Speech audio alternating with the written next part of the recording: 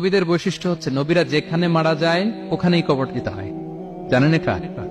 বিষ্ণু ইসলাম মারা গিয়েছিলেন আম্মাজান আয়েশা রাদিয়াল্লাহু তাআলার ঘরে, ফলে ওখানে বিষ্ণু ইসলামের কবর রয়েছে, ওখানেই কবর।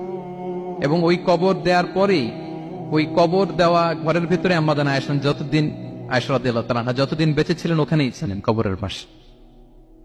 এরপরে বাবা মারা গেলেন আবু বকর, বিষ্ণু ইসলামের পাশে কবর দেয়া হলো, বাবা আর স্বামীর পাশেই থাকলেন।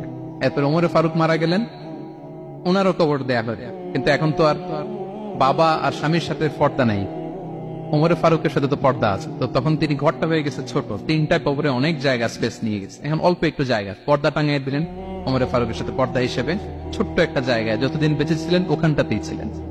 ওমরে ফারুক যখন আমিরুল মুমিনিন খলিফা, তখন ছেলে আব্দুল্লাহকে পাঠিয়েছিলেন যে যাও একটা অনুমতি আগে থেকে নিয়ে রাখো আম্মাজান আয়েশার কাছ থেকে, যেহেতু ঘরটা ওনার, ওনাকে বলে রাখো যে আমি মারা গেলে যেন আমার দুই বন্ধু মুহাম্মদ সাল্লাল্লাহু আলাইহি ওয়াসাল্লাম এবং আবু বকরের পাশে যেন কবর দেয়া হয়।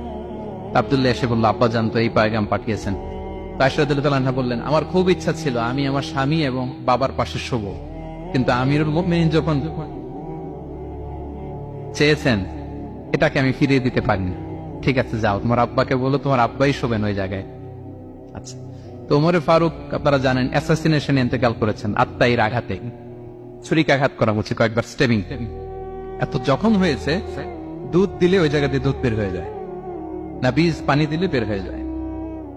তো সবাই বলল আমিরুল মুমিনিন আপনি এবার ওসিয়ত করেন, কে হবে আপনার পরে লিডারশিপ, কে নিবে, মুসলিম উম্মাত অনেক বড় হয়ে গেছে। তখন তিনি ওসিয়ত করলেন এবং ছেলেকে আব্দুল্লাহকে আবার বললেন যে আব্দুল্লাহ আবার যাও, যে আম্মাজানের থেকে অনুমতি নাও।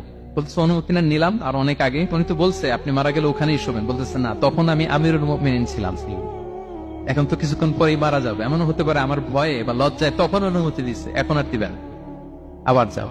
আবার গেল, আয়েশা রাদিয়াল্লাহু তাআলা আনহা বললেন না, এখন আমি আগের কথার উপরে আছে, তোমার আব্বাই সেখানে শোক। সুবহানাল্লাহ। ওমরে ফারুক ওখানে শুলেন, তখন তিনি পর্দা আরম্ভ করলেন আম্মাজান আয়েশা।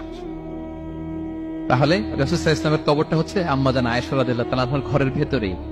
আপনারা মসজিদে নববী যারা ভিজিট করেছেন তারা জানেন যে আপনারা যখন কিবলামুখী হয়ে নামাজ পড়েন, বাম দিকে বিষ্ণু সাল্লাল্লাহু আলাইহি ওয়াসাল্লামের কবর, সেখানে